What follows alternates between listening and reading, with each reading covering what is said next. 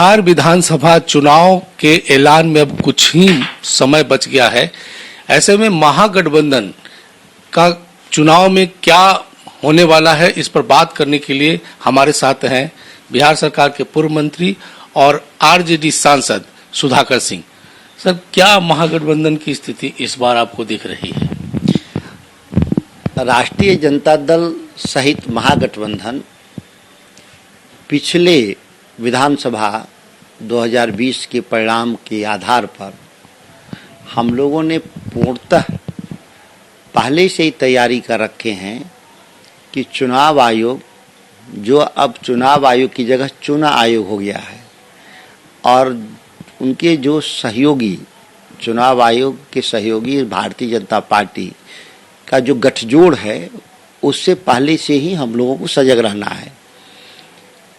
आप देखे होंगे कि बिहार में जब इन लोग SIR की प्रक्रिया शुरू किया और संदिग्ध तरीके से पूरा सूची का सत्यापन किया, जिसमें किसी नियमों का पालन नहीं हो रहा था, जिसके खिलाफ तेजस्वी जी और राहुल जी के नेतृत्व में बिहार में वोट का अधिकार कार्यक्रम किया। हम लोगों ने अपने कार्यकर्ताओं को बूथ स्तर पर लगा करके एक एक मतदाताओं का हम लोगों ने सत्यापन किया, और आप देखे होंगे लाखों मतदाताओं को अवैध तरीके से लोगों ने नाम काटने का काम किया था। जीवित को मृत कर दिया था, यहाँ उपस्थित थे उनको शिफ्टेड दिखा दिया गया, और कुछ लोगों को ट्रेसलेस भी दिखा दिया गया। यह नीतीश कुमार की विफलता है सरकार की कि लोग रोजी और रोजगार के लिए दूसरे राज्य में गए हैं, लेकिन मतदाता के रूप में वो बिहार के हैं लोग। और ये पूरी लड़ाई में इंडिया गठबंधन एक आंशिक जीत हासिल किया।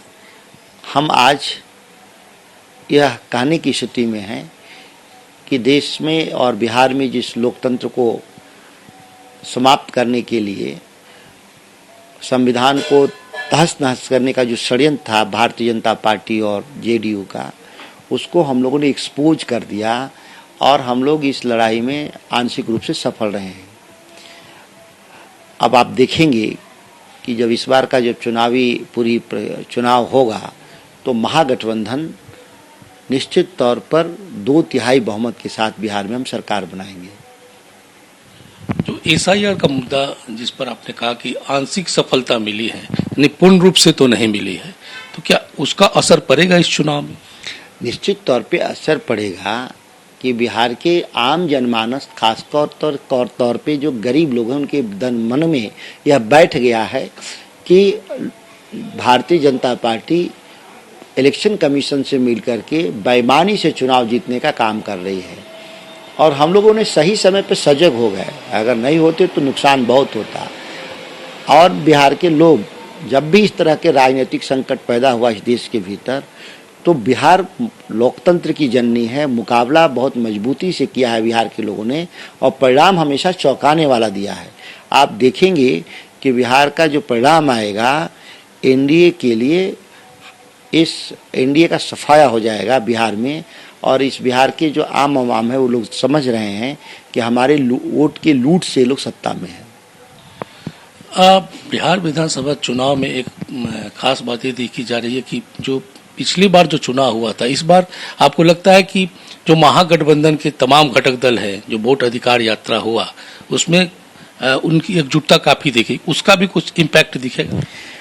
हमारी पहले जो महागठबंधन की एकजुटता होती थी वो राष्ट्रीय और प्रदेश स्तर पे नेताओं की होती थी, लेकिन कभी हम संयुक्त अभियान नहीं चलाते थे बूथ स्तर पे, जिसके चलते हमारे लोग जो बूथ पे थे वो अलग अलग दल के लोग अलग अलग तरीके से काम करते थे, जिसका हम लोग को अपेक्षित परिणाम नहीं आता था।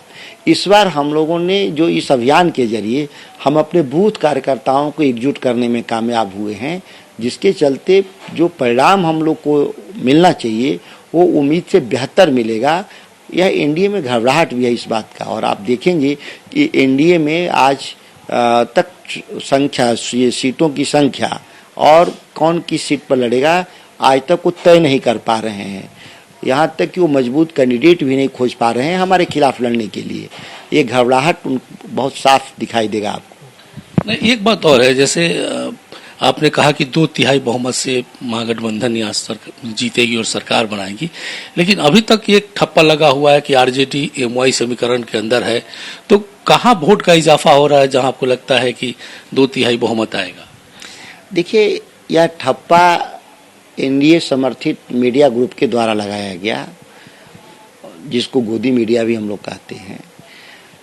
हमारे जो पूरी लड़ाई है, आप देखेंगे जो हम चुनाव लड़ाते हैं, हम A to Z सभी समुदाय के लोगों को उचित प्रतिनिधित्व के साथ हम चुनाव लड़ाते हैं। लोकसभा में भी लड़ाए थे, विधानसभा में भी लड़ाए थे, आगे भी देखेंगे तो उससे और बेहतर हम प्रतिनिधित्व सुनिश्चित करेंगे, इसमें कहीं कोई शक नहीं है। और जिसकी जो इतनी आबादी है उसकी हिस्सेदारी को भी हम नकार नहीं सकते। आप संख्या को लेकर देखेंगे किसी समुदाय विशेष की, तो संख्या है मतदाता के रूप में, तो जिसकी जितनी हिस्सेदारी है, भागीदारी बनेगी ही बनेगी। तो ये कोई आलोचना का विषय नहीं है।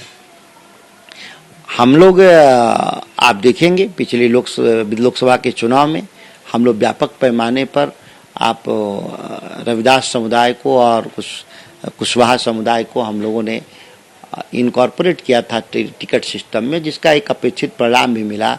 हम 1 लोकसभा से बढ़कर बिहार में हम 10 लोकसभा जीतने में कामयाब रहे। अगर गोदी मीडिया अफवाह नहीं फैलाई होती इस देश में कि 400 पार का नारा नहीं दिया होता, तो निश्चित तौर पर आप देखते 200 से नीचे गए होते। ये 100 तो जनता ने हराया, इनको 400 कहे तो जनता ने 300 से नीचे ला दिया। अगर मीडिया न्यूट्रल निरपेक्ष होती है, बताई होती देश के नागरिकों को कि लोकतंत्र का चौथा स्तंभ है, उसकी जिम्मेदारी भी है। ये नहीं कह सकते कि हमारी तो जिम्मेदारी नहीं है, आपकी जिम्मेदारी है। तो अगर ये बताए होते तो 100 और घटे होते, ये लोग 200 के नीचे चले आए होते। अच्छा, लोकसभा के चुनाव में जिस प्रकार से शाहाबाद इलाके में औरंगाबाद तक मतलब जो एनडीए का गढ़ था, वहां आरजेडी की जीत हुई, क्या